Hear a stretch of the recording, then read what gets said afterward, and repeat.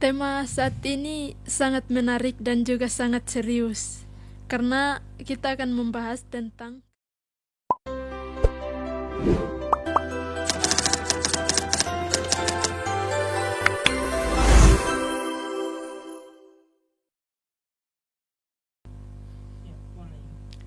Halo teman-teman, kembali lagi bersama kami yaitu di podcast Ruang Berpikir. Kali ini kami akan membawakan tema yang cukup menarik dan cukup menggemparkan gitu kan dari tema sebelumnya. Tidak kalah jauh lebih penting dari tema saat ini. Tema saat ini yaitu krisis kejujuran di tengah moralitas, rendahnya kepercayaan masyarakat terhadap pemerintah, khususnya marak terjadi korupsi. Lalu bagaimana hal ini berkaitan dengan dunia VUCA, serta pandangan penghayat kepercayaan kepada Tuhan Yang Maha Esa memandang hal seperti ini. Kali ini saya tidak datang sendirian, saya membawa teman saya sebagai narasumber. Beliau ini dari kepercayaan terhadap Tuhan Maha Esa, langsung dari sumbernya nanti bisa kita tanya bagaimana sih pendapat Mbak tentang tema hari ini, lalu bagaimana menghadapi kasus hal seperti ini gitu. Sebelum itu perkenalkan, nama saya Farel sebagai host pada podcast Ruang Berpikir hari ini. Dan juga mungkin Mbak Yubin bisa memperkenalkan diri terlebih dahulu.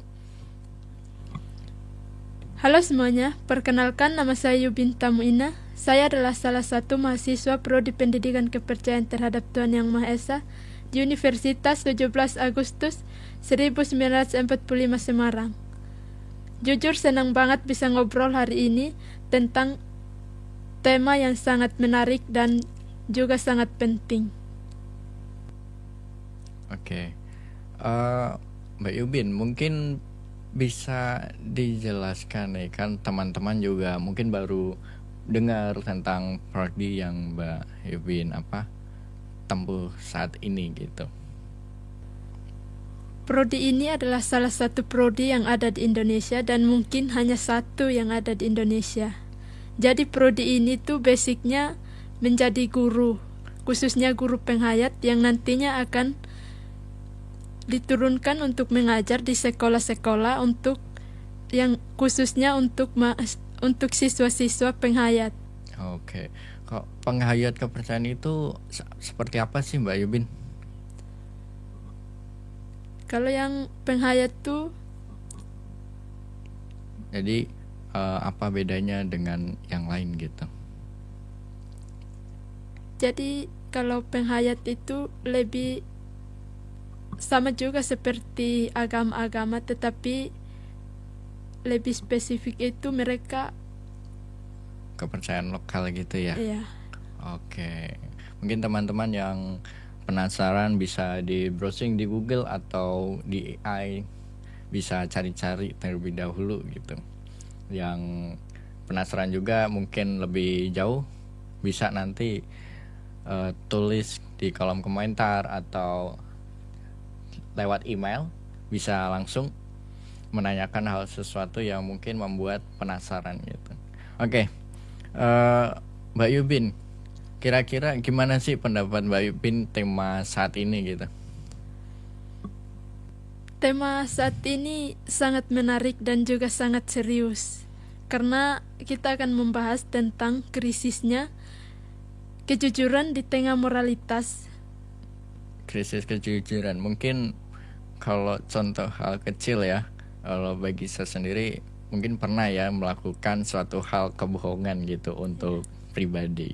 Hanya saja cuman kita kembali lagi ke topik, yaitu kalau kita bicara soal korupsi, sebenarnya yang paling terasa bukan cuman kerugian material aja sih, tapi hilangnya kepercayaan masyarakat terhadap pemerintahan. Nah, menurut Mbak Yubin nih, kenapa korupsi itu sering terjadi padahal semua orang tahu kalau korupsi itu pasti salah gitu?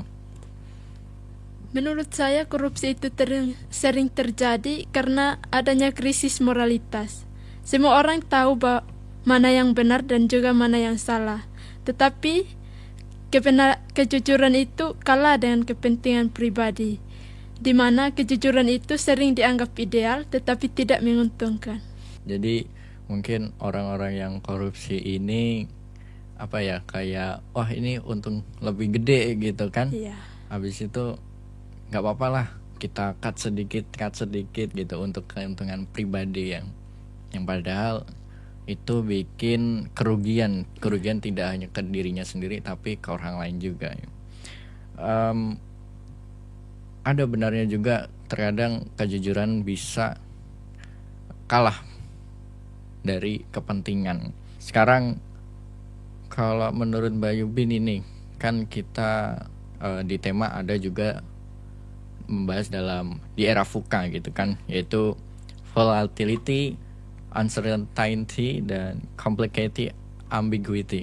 Itu menurut Mbak Yubin apa hubungannya VUCA dengan krisis moral dan korupsi gitu? Kalau kita lihat dunia VUCA itu adalah dunia yang serba cepat dan tidak pasti. Banyak orang merasa tertekan untuk bertahan hidup atau mengejar posisi. Di kondisi seperti ini, banyak orang yang memilih jalan pintas, termasuk korupsi, karena mereka merasa untung, atau bahkan mereka juga berpikir jika tidak kali ini ya kapan lagi gitu kan. Ya, tapi seharusnya kalau misalkan di dunia ini justru VUCA ini sebagai kalau dibilang moralitas dan kejujuran ini jadi kompas utama gitu. Jadi Ya, menurut Mbak Yubin betul. gimana?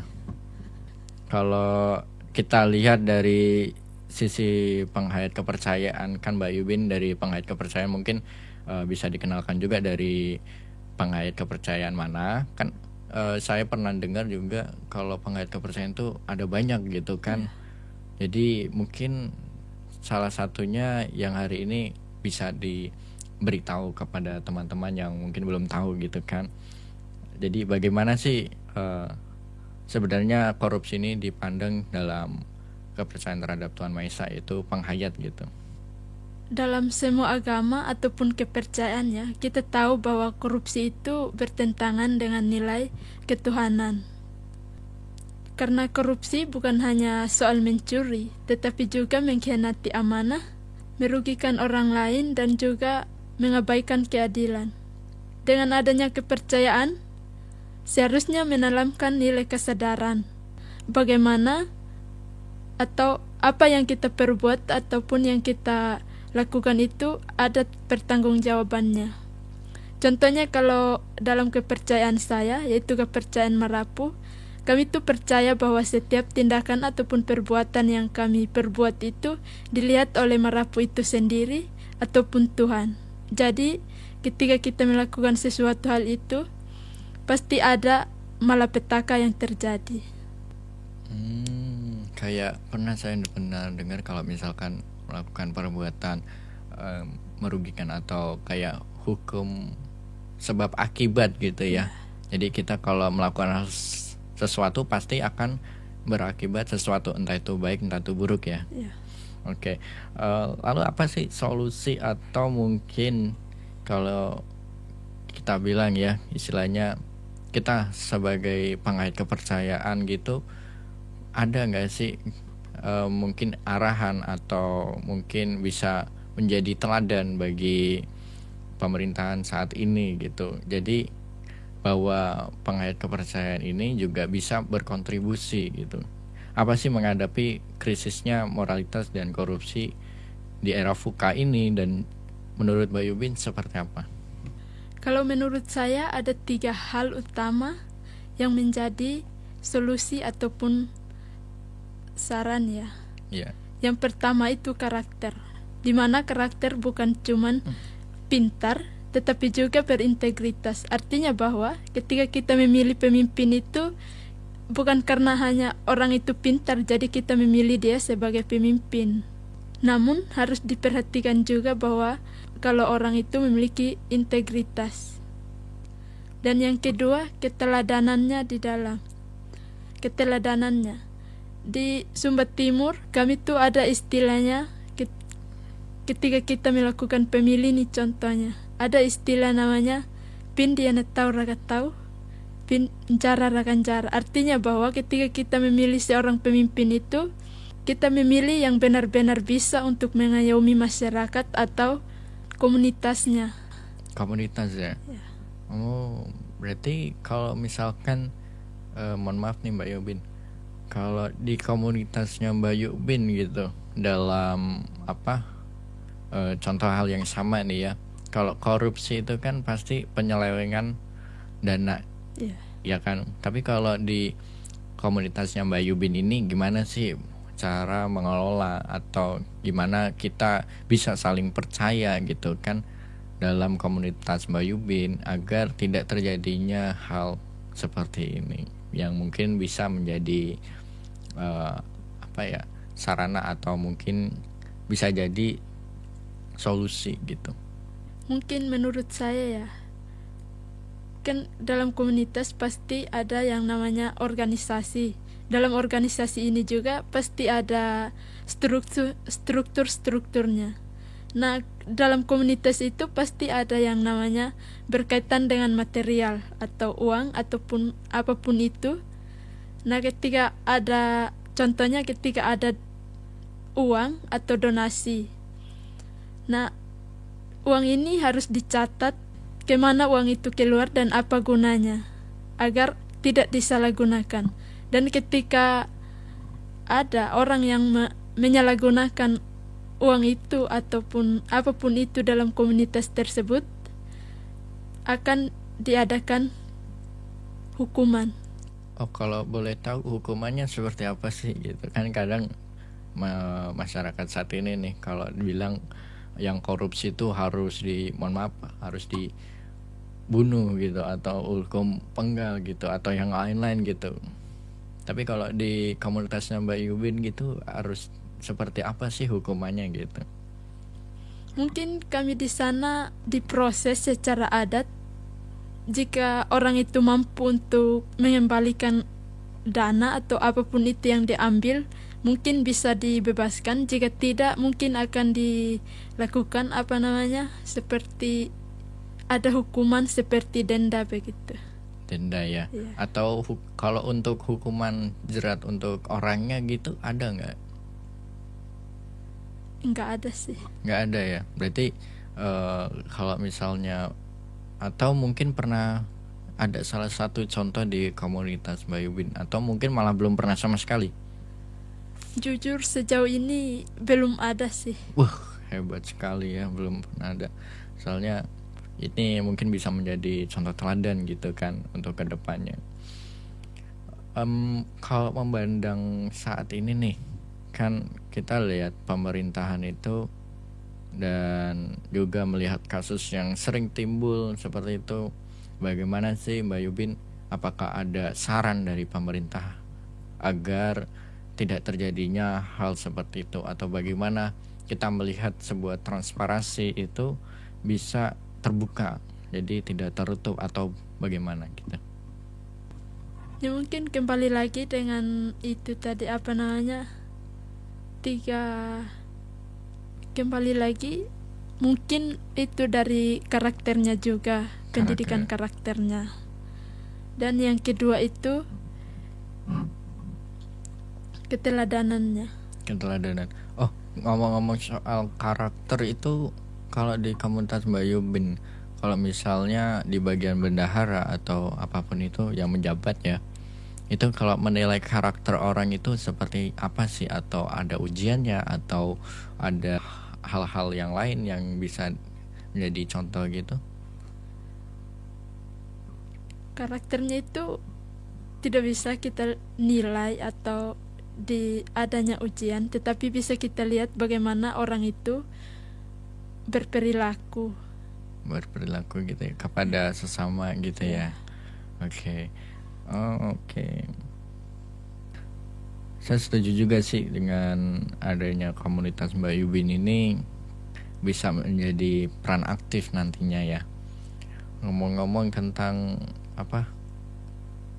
komunitas ya, kalau misalnya pengelolaan pengelolaan uang atau pengelolaan dana, entah itu dari siapapun, itu transparansinya itu emang seperti apa sih Mbak Ibin, biar kita bisa sama-sama belajar gitu dalam pengelolaan uang yang baik gitu, apalagi dititipkan atau diamanahkan gitu.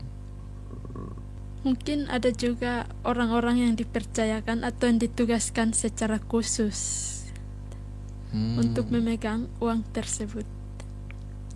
Tapi kalau data gitu berarti transparan gitu ya? Iya. Oke. Kalau ini berarti kan soal korupsi ya, dan juga kejujuran. Saya sering juga, bukan sering ya, tapi mengalami atau pernah melakukan ketidakjujuran gitu sama orang tua sendiri gitu ya kan. Kita ngomong misal nih, besok itu sekolah atau libur gitu, saya pernah sekali cara bilang libur padahal masuk sekolah. Dan pada akhirnya juga ketahuan gitu. Inilah kenapa kalau kita tanpanya moralitas dan juga tanpanya ada keteguhan dalam kejujuran akan menimbulkan hal-hal yang negatif nanti ke depannya. Entah itu merugikan kita sendiri atau merugikan orang lain, semuanya akan terkena dan terdampak gitu. Dan disinilah peran aktif adanya transparansi gitu untuk sesama, apalagi dalam kita pengurusan seperti contohnya ya dalam komunitas gitu, dalam pengelolaan biasanya itu ada data yang bisa di-share atau diakses gitu untuk semua anggota gitu, bisa gitu ya Mbak Ibin ya. Oke. Saya setuju sih yang dijelaskan Mbak Yubin, dan semuanya itu juga ada benarnya dan bisa menjadi contoh untuk kedepannya seperti apa. Jadi kita benar-benar harus transparansi tentang keuangan di suatu organisasi seperti pembina, ketua, pengawas, atau yang menjabat di lembaga atau organisasi tersebut, saling mengawasi. Dan justru jika bisa, siapa yang menemukan indikasi kecurangan atau indikasi kerugian dan penyalahgunaan jabatan, mungkin bisa diberi hadiah gitu ya sebagai solusi. Karena kalau kita saling mengawasi gitu, kita pasti harus waspada gitu. Setiap orang jadi makin waspada ke semuanya gitu. Itulah kenapa kalau misalkan jika ada orang yang menemukan kasus indikasi atau perbuatan curang, entah itu dalam semua aspek lah ya, mungkin bisa diberikan sebuah reward gitu ya untuk yang penemunya. Mungkin untuk closing hari ini, di tengah dunia yang serba tidak pasti, kejujuran bukanlah suatu kelemahan, tapi kekuatan untuk kita melangkah lebih maju, melangkah lebih lebih, kalau orang bilang itu apa ya, kita bisa melangkah lebih baik kalau misal kejujuran nih kan sebagai kekuatan, menjadi fondasi kekuatan hidup gitu. Korupsi adalah tanda krisis moral dan iman kepada Tuhan Yang Maha Esa yang seharusnya menjadi fondasi untuk bersikap jujur, bijaksana, dan adil. Maka dari itu, dengan adanya pembahasan hari ini yang tidak cukup banyak, cuman bisa menjadi ruang berpikir kita menghadapi kasus tersebut dan menjadi renungan atau refleksi untuk diri kita sendiri gitu. Jadi mungkin ada kata atau pepatah dari Mbak Yubin untuk teman-teman dan kawan-kawan yang sedang menonton hari ini gitu. Dari saya, semoga kita semua bisa menjadi generasi yang bukan cuman cerdas menghadapi fuka, tetapi juga kuat secara moral. Oke, terima kasih Mbak Yubin telah datang pada hari ini di podcast Ruang Berpikir dan juga menemani saya untuk membahas tema yang cukup menarik dan cukup istilahnya hot kayaknya. Karena ini tema yang istilahnya kalau dibahas itu cukup panjang sekali, cuman kita ambil inti-intinya saja gitu. Maka dari itu saya Farel sebagai host dan juga penutup, saya ucapkan terima kasih kepada yang menonton dan juga yang telah memperhatikan hingga video ini berakhir. Maka dari itu saya Farel dan saya Yubin. Kami mengucapkan terima kasih dan salam rahayu. Rahayu.